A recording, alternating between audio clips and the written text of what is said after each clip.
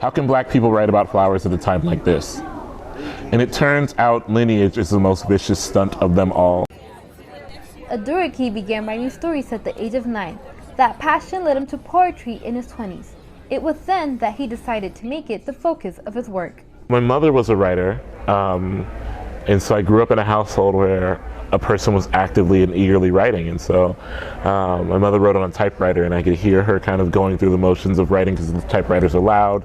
And I think that rhythmic sound of keys being pushed on a typewriter brought me closer to the idea of wanting to produce whatever lived on the other side of that sound, you know? His most recent book, A Fortune for Your Disaster, is a collection of personal poems.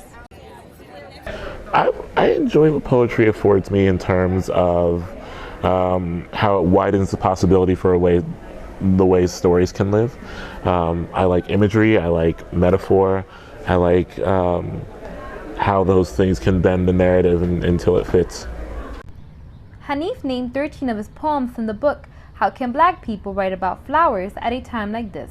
The grand question of the book, which is for me, coming to terms with the fact that even though life is short and filled with a ton of desires, no one is obligated to love you through any of them, you know? And so I was interested in using flowers as a vehicle, or using the unknown as a vehicle to get to the heart of this larger question I was wrestling with.